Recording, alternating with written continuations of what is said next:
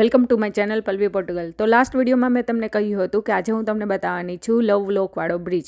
આ જો IC train છે અત્યારે આવી હમણાં વ્હાઇટ કલરની દેખાય છે. એ 250-300 ઉપર ચાલે. તો એની પહેલા જુઓ તમે આ બેનની હાલત કેવી છે. શું થયું भाई साहब ठंड के मारे हाथ नकली हो गए खोटे पड़ गए તો अब क्या करेगी? नहीं नीचे में डाल दूंगी अब मैं मेरे हाथ. હજી તો તાર 3 વીક થયા છે ને અહીંયા આવ્યા જર્મનીમાં. હજી જો તું ભાઈ કેવી ઠંડી હોય શિયાળામાં. તડકો છે એટલે તારે સારું છે તોય, નહીતર તો વધારે હેરાન થાય તું.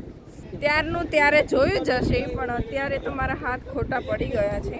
હા તો ઘઈસ આમ બરાબર ઘઈસ. હા આનાથી નહીં કંઈ નથી થતું ભાઈ.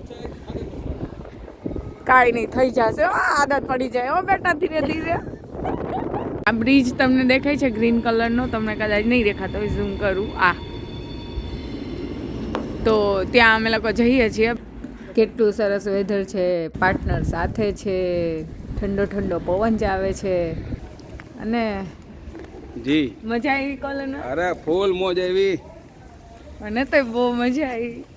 મને જ લાગે મારે દર વર્ષે આવવું પડે. લાસ્ટ યર આવ્યો તો, આ વર્ષે બી આવ્યો અને ખબર નહીં આવતા વર્ષે બી આવું કઈ નક્કી નથી મારું. કોની યારે આવશો તમે? તારી યારે જ આવવાનું ને ગાંડી.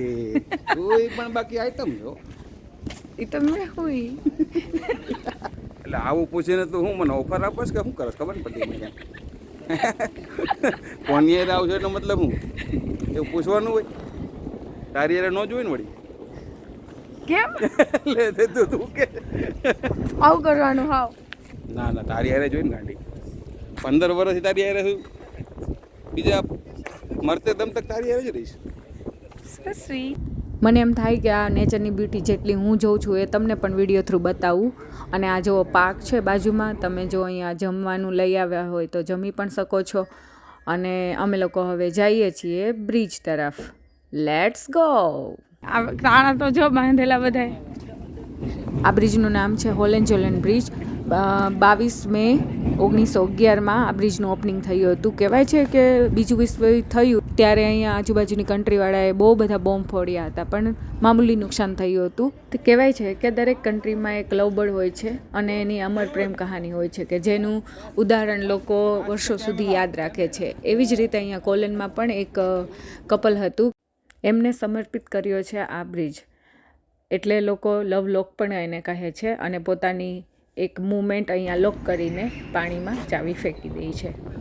પુલની બાજુમાં જ એક જગ્યા છે, ત્યાં અહીંયા જો હિસ્ટ્રી આપેલી છે, તમે લોકો વાંચી શકો છો, જર્મન ભાષામાં લખેલી છે.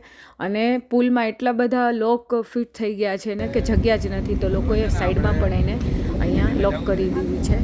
જો મારી આજુબાજુ જો તમે કેટલા લોક છે ને આખો જે પુલ છે ને એ ભરાઈ ગયેલો છે.